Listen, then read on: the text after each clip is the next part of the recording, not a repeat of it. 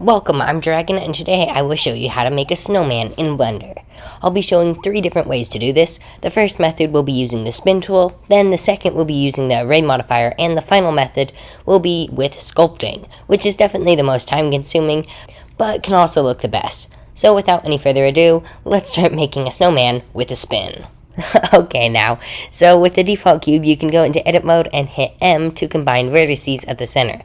Then you can start shaping half of the snowman using E to extrude. And if it helps, you can use a reference image or use the mirror modifier to see the other half. Just be sure to disable the mirror modifier if you happen to use it, at least before we start using the spin tool. But once you have the basic outline, you can click the spin tool and make sure you have all the vertices selected. Then you can drag what looks to be a blue half circle and start spinning it.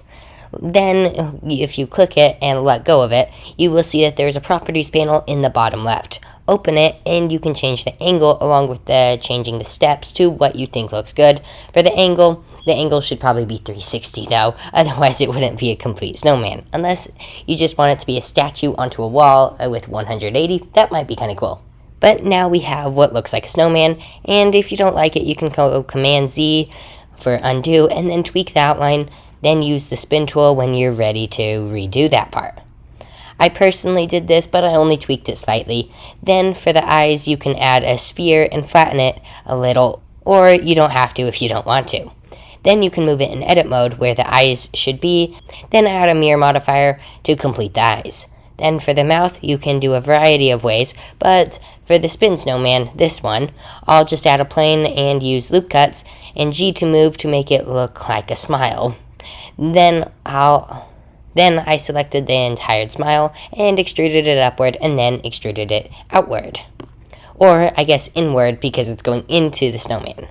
I then added a subdivision modifier, but I didn't really like how this entirely looked, so I selected the front faces and inset them to kind of customize the look of the subdivision modifier. For the buttons, I just duplicated the eyes and moved them to the correct position. I then added another plane, deleted the back vertices, and added a skin modifier. From there, I extruded the vertices to make it look like a stick hand, and added a subdivision modifier again to just kind of make it more round and less square. I then positioned it in edit mode and added a mirror modifier to complete the other arm, and that was it. I was done.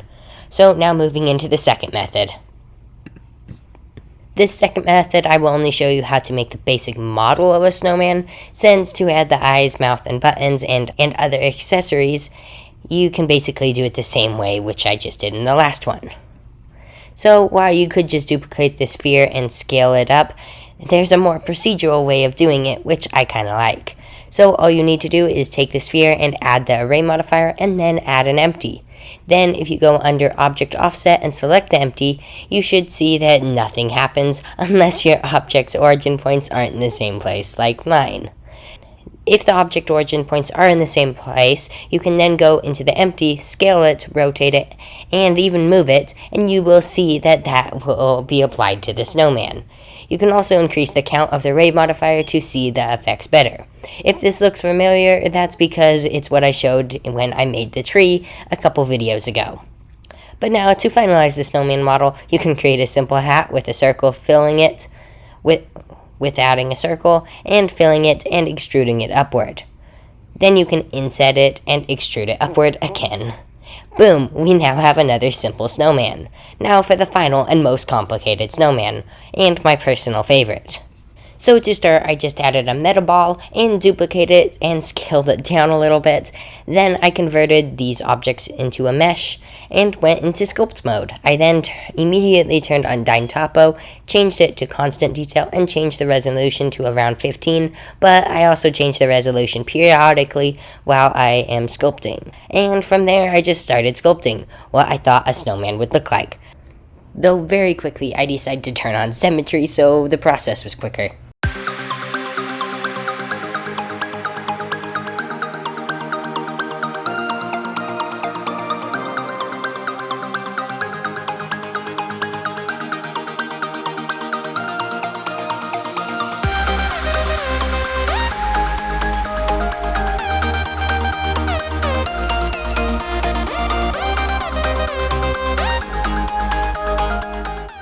Originally, I tried to sculpt the eyes, mouth, and nose, but that didn't really work.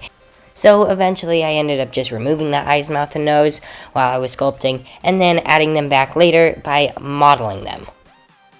I also decided to make the snowman look more like it had snow, or at least it was made out of snow, by sculpting it with the brush, the standard brush tool, but applying the clouds texture to the brush. And overall, I think it worked out really well.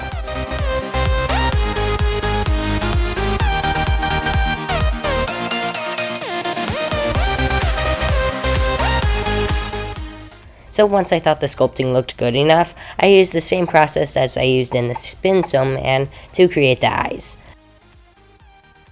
But for the mouth, I decided to use more spheres and duplicate them to create a cool looking mouth. I then added a simple hat, and by using a circle and filling it, I then extruded it upward, then insetting it and extruding it upward again. Basically the same as the last one. But I did end up changing it because I rotated it right now and extruded it again to be a slanted hat.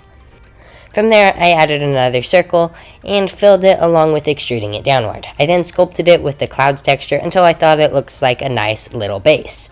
I then added a plane and scaled it outward and positioned it. I then decided it needed a scarf, so I went Shift-Z for wireframe mode and selected part of the snowman where I thought the scarf could go. I then duplicated this area and hit P to separate it into a new object. With this new object, I added a thickness modifier, which helped a lot. I then turned on snapping to surface along with proportional editing to start creating a more natural looking bump on the scarf, or bumps on the scarf. From there, I selected portion of the scarf and moved it up and down, and it really did work with those bump effects. I then selected part of the bottom of the scarf and extruded it outward or downward. I then did it again, but with a smaller portion selected.